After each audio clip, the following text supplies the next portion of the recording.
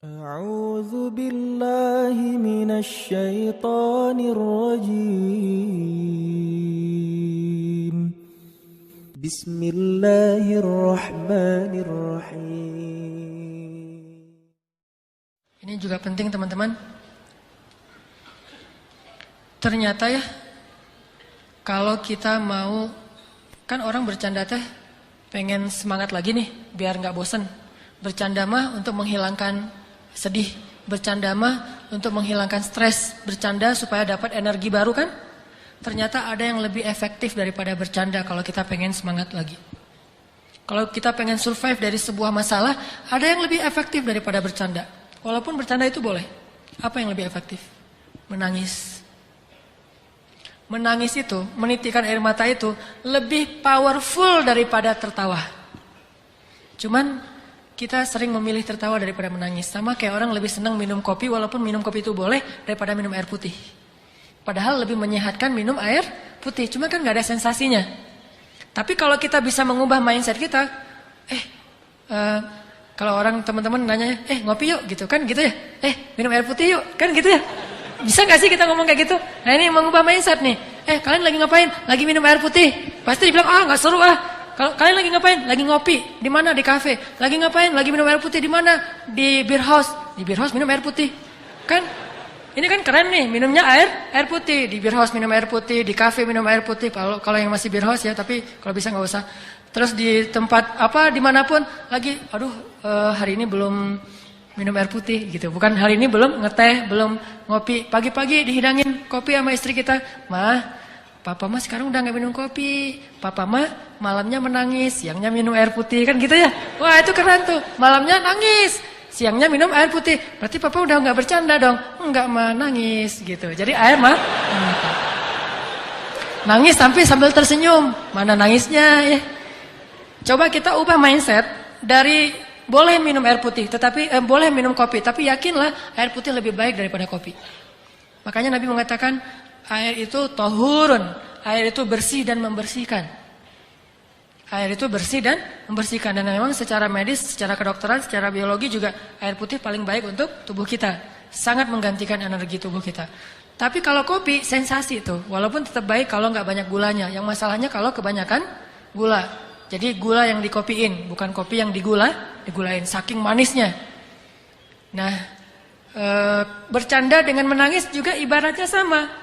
Boleh bercanda, tapi porsinya cuma seperti minum kopi. Jangan minum kopi aja, habis makan ngopi. Sebelum makan ngopi, mau jalan ngopi. Ngopi aja sehari sampai 2 liter. Ada gak sih orang yang ngopi 2 liter dan sehat gak sih?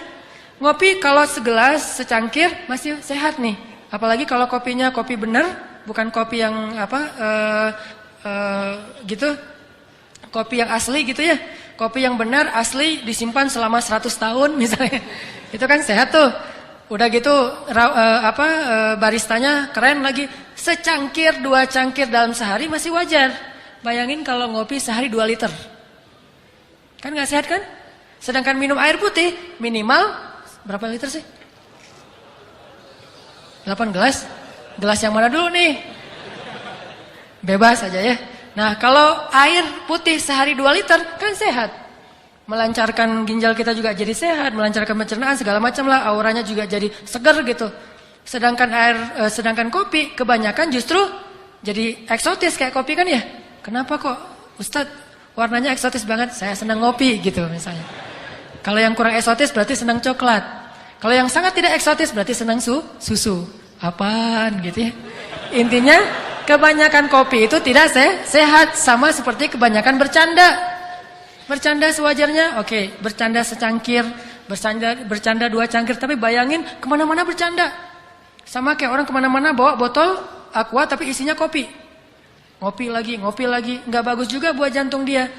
Makanya sewajarnya perbanyaklah menangis. Karena menangis itu air mata kita menggugurkan dosa dan membersihkan hati yang kotor. Air mata itu seperti hujan. Kalau di Arab itu diibaratkan hujan itu membersihkan rumah, daun-daun dari debu. Karena mereka mah padang pasir, daun banyak yang berdebu dibersihkan oleh air hujan. Maka begitulah air mata membersihkan hati seseorang.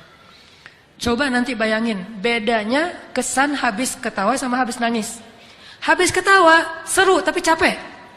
Ketawa, aduh capek juga ya ketawa ya. Capek kan? Tapi kalau menangis, insya Allah nggak akan capek. Kalau nangisnya karena dosa-dosa, nangisnya karena ingat Allah, nangisnya karena ingat akhirat, itu nggak akan capek. Justru habis nangis, semangat tuh. Beda banget kesannya habis nangis sama habis ketawa. Makanya ketawanya jangan kebanyakan. Nabi mengatakan, kalau kalian melihat apa yang aku lihat, kalian akan sedikit tertawa. Boleh ketawa, tapi sedikit. Dan banyak menangis. Makanya kalau teman-teman belajar, saya juga lagi belajar nih. Lagi galau, nangis. Nggak apa-apa, nangisnya tapi bukan karena masalah itu. Karena ya Allah, ingat dosa-dosa, ingat akhirat. Baca ayat-ayat tentang la uqsimu biyaumil qiyamah wa la uqsimu bin nafsil lawwamah. Kita baca ayat itu, kita renungin, nanti saya pada hari itu gimana ya nasib saya? Coba bayangin nasib kita ketika bangkit dari kubur, kita jadi apa tuh? Ketika bisa menangis, berarti mata kita termasuk mata yang diberkahi. Justru salah satu di antara bukti seseorang itu jauh dari Allah, dia matanya menjadi beku, tidak pernah bisa menangis. Dan setelah menangis, pasti kesannya berbeda ketimbang setelah ketawa.